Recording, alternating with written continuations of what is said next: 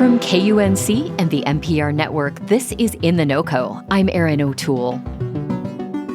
Denver relationship therapist Lindsay Hayes has an uncommon specialty. She is part of a growing group of professionals who work with people who practice polyamory. These are folks who openly have more than one romantic partner. Lindsay also researches and publishes about polyamorous communities. In her therapy practice, Lindsay promotes open communication and flexibility as the foundation for healthy relationships.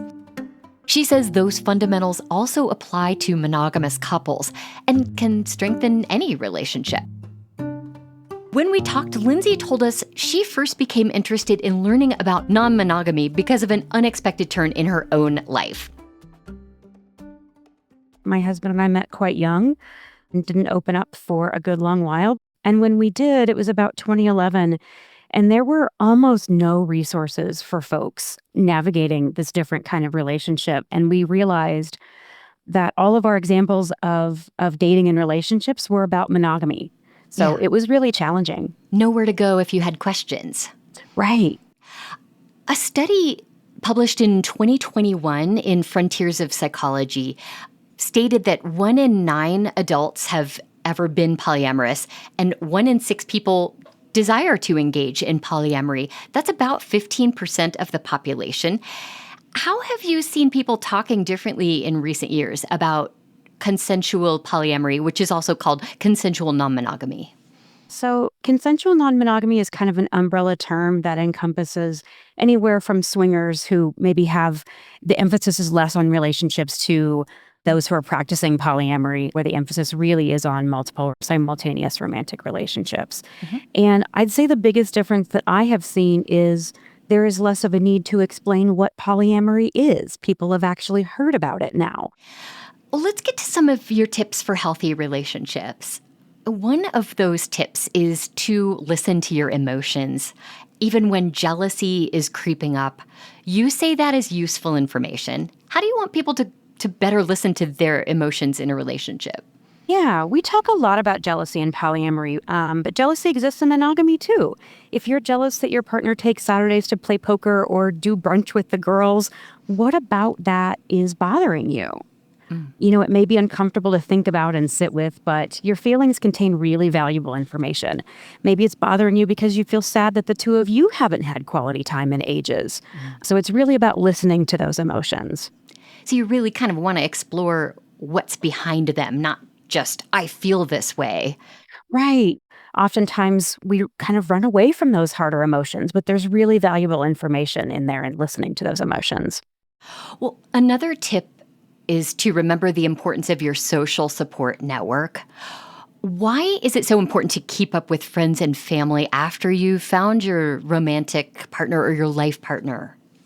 Yeah, it's super common that as relationships progress, both partners kind of withdraw from their social networks. But we know from research that having social networks really helps to alleviate stress and promote well-being. It's really healthy to have other friends to be able to go out and talk about and do different activities. So be sure and make time for friends and other family members as well as your partner. Another interesting tip you shared with our producer is silence is deadly. Talk about what you mean by this. Yeah, a lot of times in polyamorous relationships, we talk about it's important to communicate. What do we mean by that? And sometimes it's that, when one partner has repeatedly asked the other partner to show up for them and it's met with no change, that partner often gives up. They're burnt out. And the other partner might notice, the complaints and the comments and the requests have stopped and maybe even think that's a good sign. But really, it's not. It's a sign of disengagement. Yeah. And that is, for some couples, that can be the beginning of the end. So always be talking. I like the reminder that you have that there's no one right way to do a relationship. For people who are in long-term monogamous relationships, maybe the more traditional relationship that people think of, this might be a hard concept to understand. What do you mean by that there's no one right way to do a relationship? For every relationship, there are going to be, patterns of communication that work for those particular individuals. For some people, having a spouse who travels for work would be incredibly difficult. For other couples I see, that is what actually makes the relationship work. So, yeah, it's really about finding the way that works particularly for you and your relationship. And when things aren't working, that's when we really want to talk about, hey, this has been kind of hard for me lately. Can we talk about that a little bit so that we can get ahead of these problems? Lindsay, we mentioned that you research polyamorous groups, but you also work with monogamous couples. Is there a universal truth for all relationships? I think it really probably is, in a nutshell, communicating about your relationship. It's really common in polyamorous relationships to make time for what we call relationship check-ins. That's beneficial for all relationships.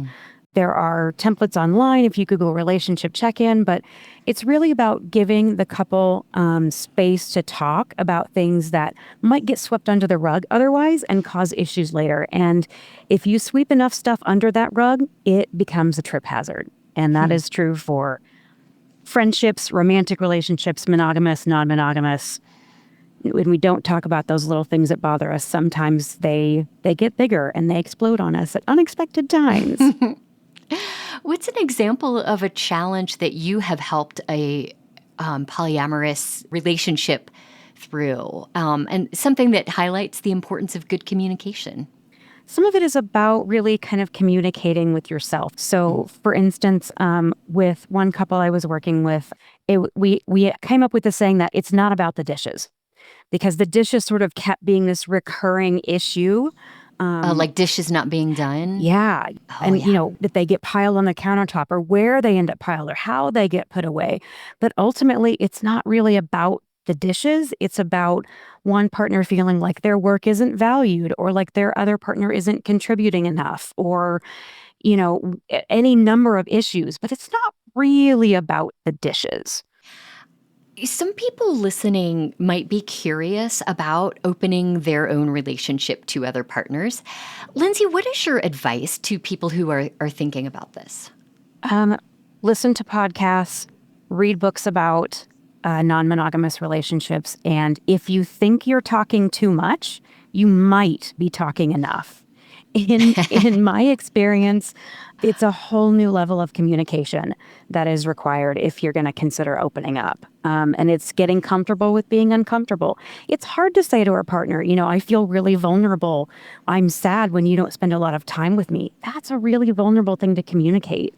And when we don't communicate those things, that sadness just builds up, and it might become anger over time. And then it's a much bigger issue that we have to deal with. So it's really about talking as much as you can.